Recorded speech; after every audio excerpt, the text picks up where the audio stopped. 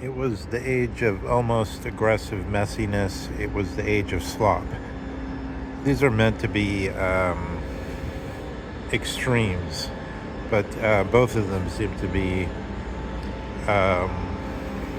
pursuits that some artists are taking today. So let's look at the superimposition of some ideas. Let's frame it this way. So, if we regard the World War III, as Jane calls it, as a religious war, so of course Jane is more likely to regard the matter from the point of view of the dominance entity itself, from the point of view of commercial flows and something like Wallerstein's world system analysis, which sort of predicts that we're at some kind of inflection point. The old school progressives, like, are all in a froth, because for just like back in the day, in the, like 1860 or something, there was some people saying there's going to be the end of the world, and there's a whole movement around it, and there's these things happen. I think it's called militarism in the United States. That guy Richard Wolff, this big sort of morbid blowhard, has been selling this Wolff tickets to the progressives for 50 years now. He's made his whole career saying we're in the late stage capitalism, and this is a specific known, scientifically known stage of that Marx has foreseen. And of course, naturally, then we could go through the whole thing about how that Lenin, skipped a step, and maybe he wrote a letter, and Engels encouraged him somehow anyway, because they didn't go from peasantry into a strong middle class society, and they never really went through the kind of post 1870s industrialization that Germany had gone through, or things which Marx was sort of in the midst of and able to envisage, and then have certain opinions about, which no longer existed at a certain point, and which hadn't happened actually in a certain way by that notion of development in Russia at the time of the Bolshevik Revolution, so that he wasn't actually following these notions. But one of the notions is apparently now that there's probably some neo-Marxist theory, but that there's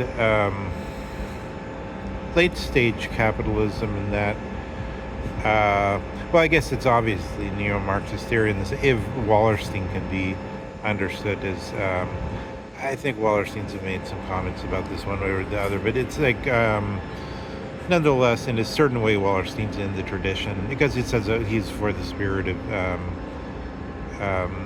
the economic conference that happens in South America, and not for the spirit of the economic conference that happens in Europe, the Davos, Porto Alegre, the spirit of Porto Alegre rather than the spirit of Davos.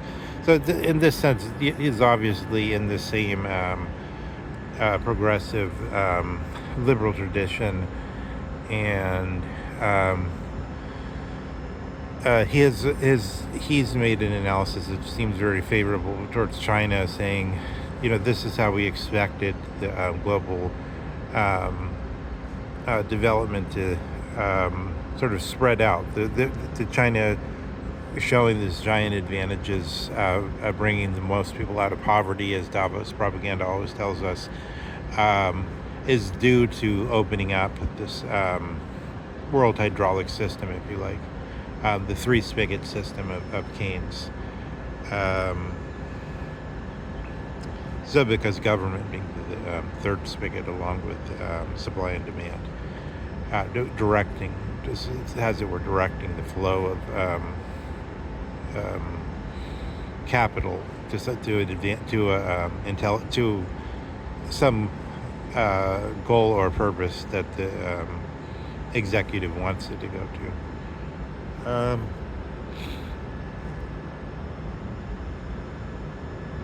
Yeah, so there's this prediction, according to that there's things are going bad for capitalism, and there's going to be a collapse, and so on and so on. But again, Richard Wolff has made his whole career selling this kind of stuff, even though, yeah, Wallerstein is totally independent of that, though, and also a good theorist. But the theory might itself only take up limited factors and not really tell us what's happening. So yeah, in this context, you have this philosophical frenzied polemic between a Russian official and Zizek. So this guy Anton Alikhanov. So the name is kind of funny, Ali Khan. So it's like great Khan or great chieftain, Alikhanov. And he was the head of Kaliningrad, the governor of Kaliningrad Oblast, which is this little, I have to say the right word, Zizek actually said it, exclave, but I would say it's sort of like a peninsula exclave, because it's not exactly a full exclave. It's because it's on the sea. It's partially on the sea.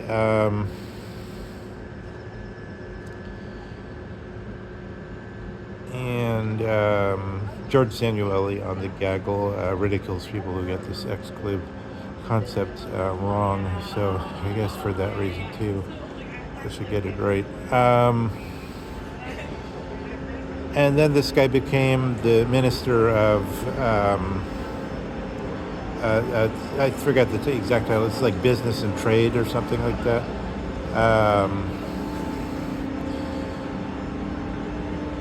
And since 2024, he's been carrying on a polemic with Zizek. So like he had a speech, and the speech was basically an anti-Immanuel Kant speech.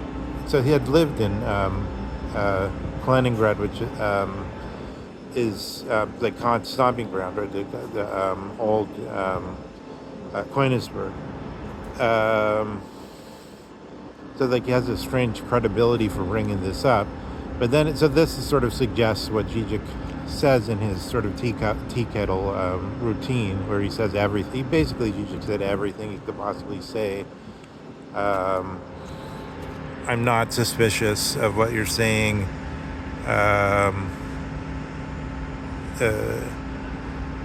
And actually, it's you that you just think I'm suspicious, and no, actually, so he says, no, I don't have to be suspicious, because you guys just say openly what you're doing now, because you're the postmodern modernist. Trump is the true postmodernist. So he tries this deflect move, saying, yeah, I don't need to be suspicious, after being accused of practicing Paul Ricoeur's hermeneutics of suspicion, which of course he does, since his main subject is ideology, which is supposed to be one of the three key examples of Ricoeur of what the hermeneutic of suspicion is. Marx looks at what the society is selling. He says, yeah, they're telling you to have these values because these are the values of a market society that's owned by, that's best for Ford, or best for ExxonMobil, or best for Elon Musk. You know, they took all those guys to China. It's best for all these guys that Trump took to China on a special visit. And some of them, I think Tim Cook at Apple makes 90% of his products in China anyway. Sort of like, in a way, for a guy like Tim Cook, it's like he could sell he could sell a lot of Apple phones to Chinese anyway. He doesn't really care about America at all. He could go. He could go wherever he wants. It's an American company. He speaks English, but on all these guys, the same. So it's sort of like, yeah, Marx diagnoses, yeah, when there's this monopoly capitalism, this is what you get. And then Jesus is kind of saying, yes, but now it's at the state where Trump is sort of more and more saying it openly. Actually, he's not really, but his opponents are stupidly acting like he is. Because, like, for instance, people kept repeating that, Trump has now admitted that he doesn't care about the finances of ordinary Americans, and therefore it's sort of like even much worse than George Bush, who didn't know how to operate the how the scanner operated at the grocery store or whatever. He's totally out of touch with reality, and moreover, he's never even had any experiences of dearth, of financial dearth, so he doesn't really, he can't even imagine them. So therefore, that's why he made that comment. But actually, if you just look at what he's saying, all he's saying is, in Iran, I'm taking the high road. I'm only considering the principle of the nuclear weapon, and the nuclear weapon is I'm putting my foot down. That's where the buck stops. I'm willing to do anything to stop Iran from having a nuclear weapon. That's all he actually said. And then he said, in other words, then he said, by comparison to that, the economy, whatever people have to suffer, it must be suffered. That was what he actually said. But then, in politics, the piranhas catch hold of it, and they've got the flesh in their teeth and so on. And so of course it ended up, so the course of what we get is this sub-rational account of what he said. And then with the various psychoanalysts who want to go away from the what shows up on the surface and look and peer into the symptoms, the appearances. So from within this, we get this sense that Dugin is the specter of Dugin is sort of bursting and lighting the whole scene. And so the clear version of that is that we could look at Vladimir Vladimir, who has made this speech in our paper, I guess it was, in 1914, right after the war broke out, sort of like right after the action in Musil's Men Without Qualities, but which is sort of interesting because that, if you look at the beginning of the book, you see this thing about how everything's becoming a technical problem, which is connected here. So this is under Joseph's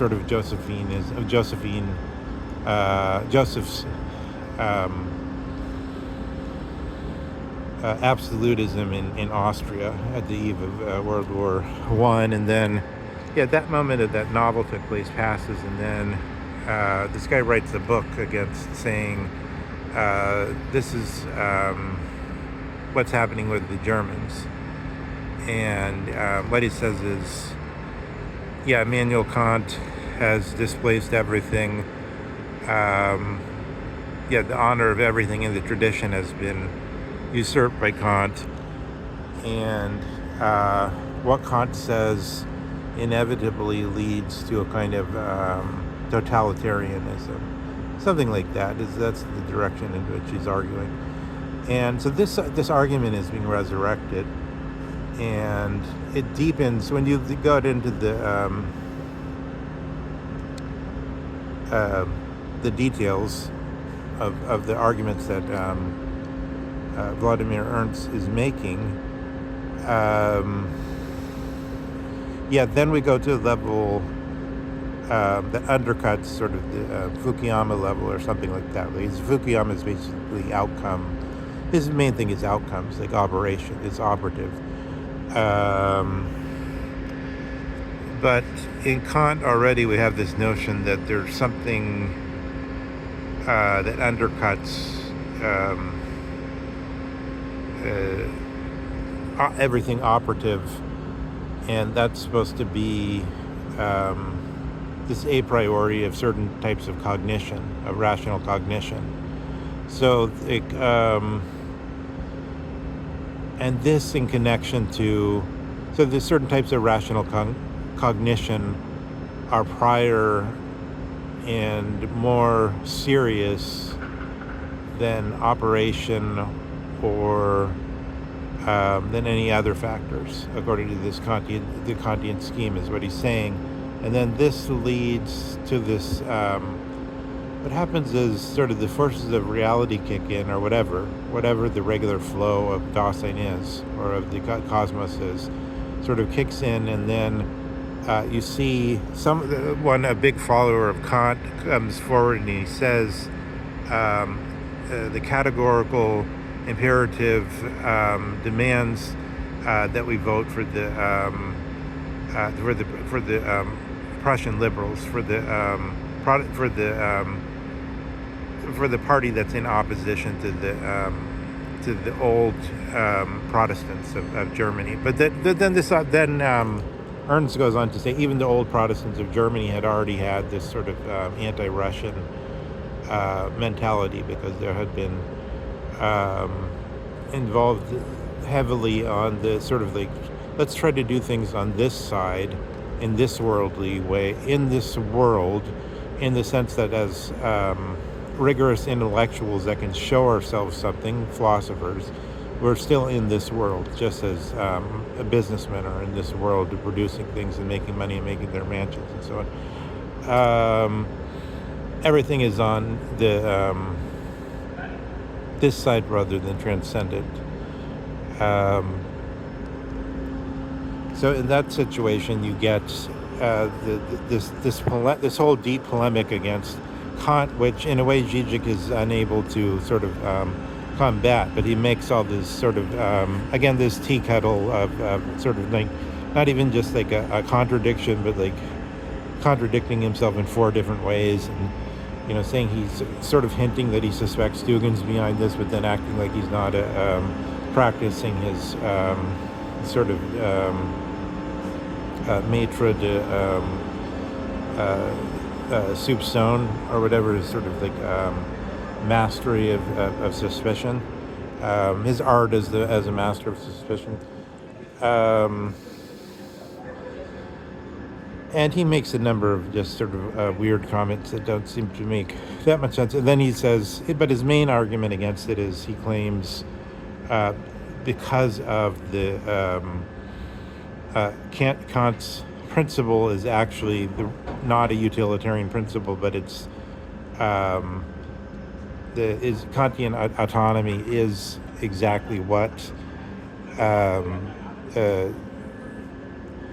is operative in Ukraine, or which is to say, in Kant's term, what is like prior to operation and more free. But how does this argument work? So it's sort of like the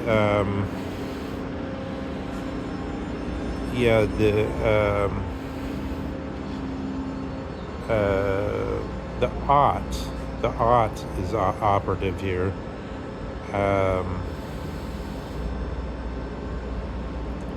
And it's operative in such a way that Kant has sort of a lot to prove in this sort of in the region of autonomy. And one of the problems is, which I could give a more exact treatment to, but there's others, is that one could the weakness of will in some sense. So that but maybe Kant doesn't officially put it as weakness of will, but he just says somebody could rationally sort of be in this Bullius Aristotelian rational moment of sort of charged with potential and then about to act, and they've set themselves according to the imperative to do the thing that's good, although now this imperative is being sort of instrumentalized and used to say that it's good to vote for the Liberal Party. And then even at the last moment it might backfire, because they decided I'm going to take the high road on some issue, but then when the actual situation is being is playing out. It's like God gets to decide. That you have all the these decisions in advance could be disrupted, right? So in this sense, Kant admits in this problem of sort of like he glosses in a way as like radical evil, because there's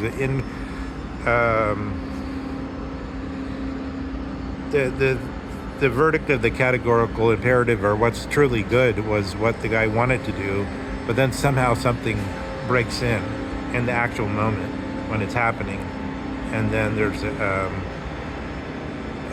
it's disrupted somehow, or even sort of like, and then in such a way that he feels like, I mean, the example Strauss gives is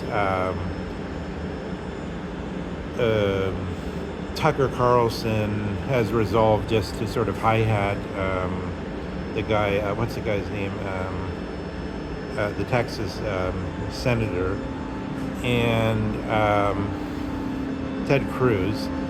But then when he sees Ted Cruz's repulsive face, he just slaps him in the face, even though he's a good Christian and he's going to practice meekness. But when it is actually there, this is what happens. So it's sort of like then that's the point of psychoanalysis and so on. But Kant is aware of this sort of, and he doesn't have to deal with it with sort of a fake theory of the unconscious, which sort of it always seems to me a weird. I don't really ever accept when Carl Jung always says, "Oh, the unconscious is really unconscious." But then, but how do you? But aren't you claiming that you know about it? It's like there's something of a trick about it. And then he also likes to say about the way he conceives of the unconscious. It's sort of like, and then he also likes to say, the unconscious is. Well, I don't know. I guess I'm deriving. He likes to say we're still dreaming while awake. Oh yeah, we're still dreaming while awake in the unconscious.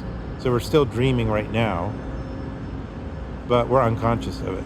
But this is sort of borders on wordplay, right? And then you sort of have to wonder what's the real orientation so there's sort of an orientation suggested. Like that Jung, I think Jung himself, as it were, meant something by that, or not, if not meant something by that, had a kind of orientation towards that when he was actually doing stuff, and that those words are just meant to sort of point towards them. But then the question is, was that orientation just something that was useful to him because of his personality, because of his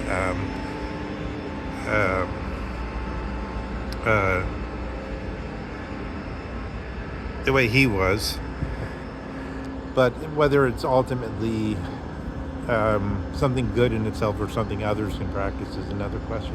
But okay, so we have this question of this sort of political intrigue breaking out with now this minister of Russia. But why is it a political intrigue? It's because this question, one, the depth of it in attacking Kant and then saying Kant is actually this automaton maker, like the one that this poet of the Unheimlich, E.T.A. Hoffmann, is always talking about, basically on the score of there's something somehow unpleasant about the perfection created by AI, by artificial intelligence, and then but then it's sort of like sometimes young fools can get roped in by this, because there's this AI in Hoffmann's Sandman. There's this AI sort of puppet girl, and she's passed off as the daughter of this wicked villain, and somebody involved in some kind of strange speculations and so on, and who has been involved in a crime relating to the hero's father or something like that. And then, it's sort of like this machine could seduce a youth or something like that. But it's like, E.D.A. Hoffman, as the narrator, observed like how unpleasant this thing actually was somehow, the unpleasantness of this artificial perfection. And that's sort of a theme of the Unheimlich in that sort of connection of the Kantianism sort of and this certain style of phenomenological rationalism of Kant, claiming first place, claiming the ultimate consensus. You know, the Germans have this thing that's called this, they like consensus, claiming the total core of the Prussian consciousness. And so here what they're arguing is, what the Russians are arguing is, it's deeper than Fukuyama's sort of just, let's look at certain outcomes and then see if this so-called liberal democracy stands up in elections, if it's standing up more, if it's more and more taking over everywhere, something like that is the end of history. But instead, we're looking at the basic structures of the, as it were, the prejudices that one works under in one's highest endeavors, and this is what so this is what Habermas is talking about. So like this is why Habermas saw way further, and then Merz is of course read Habermas and Mark wrote and it's gotten back to I mean, and all these people. I don't know if Kaya Kallis has read Habermas, but maybe, I don't know, and Ursula von der Leyen and so on. But it's clear they're going on this notion that a large, as it were, vast structure deep in the German abyss of the German spirit has been sort of touched upon, and that the wheels are turning. Okay, so then, this is what this is. I think one Zizek is sort of got hit with this. Who's sort of a little bit. I don't know if he was really ready for it, because he's not necessarily thinking about this problem raised by Vladimir, or in any way this onslaught against Kant, which anyway we get from Simmel anyway in his Einleitung to the Moralwissenschaft from like around 1890s or so. And yeah, the Das Sollen has the same status as what Kant assigned to being, and then therefore like it's just a logical category.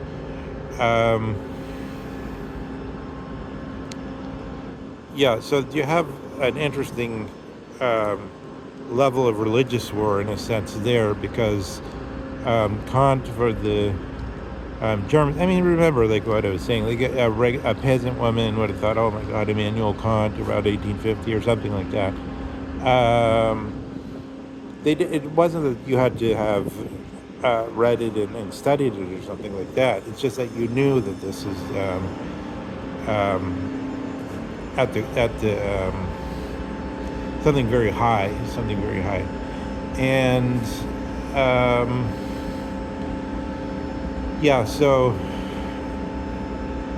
there's a series of very sort of complex arguments or close arguments being made to discredit sort of Kant and the notion of the autonomy in that way. And I guess let me end it this way, like the thing that it's sort of like it went from people started using as for politicsing the categorical imperative suggests that we have to vote for this party, but then I guess the article is called From Kant to Krupp, the industrialist steel magnate Krupp family, who then later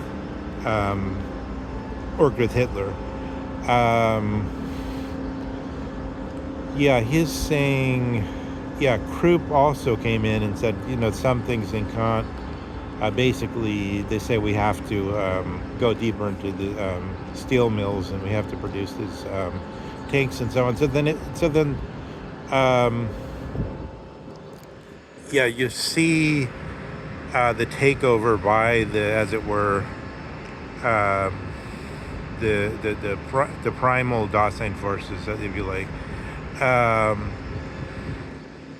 or some kind of Dasein forces that were couldn't be sort of dispelled by the change from the tradition, the Germans, from the earlier German thought before Kant, which was already, it was sort of like I think Goethe was already sort of flowering at the time, and Lessing, Goethe, the spirit of Goethe and Lessing, which is sort of like you had a spirit that was in a way um, a big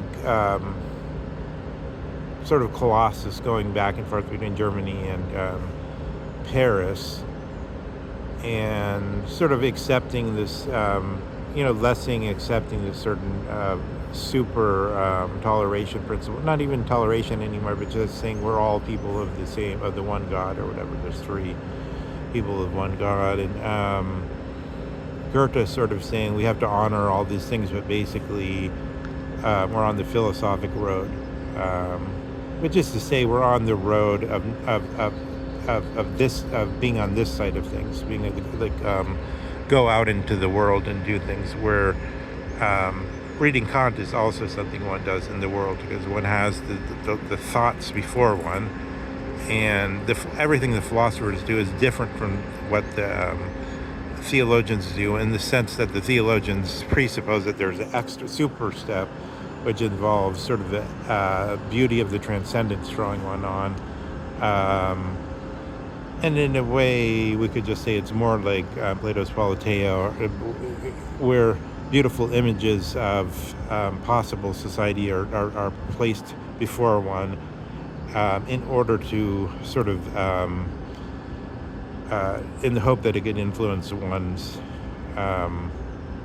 beliefs or one's sort of basic habit of taking spontaneous decisions, and sort of a muscle in some kind of existential way, right? But so, yeah, all these things are coming into basic conflict, and I think as a religious word, that's the simple way to put it, is this attack on Kant as the avatar of all this cosmopolitan intent and so on, Aufklärung, and everything that resists this sort of special Kantian rationality.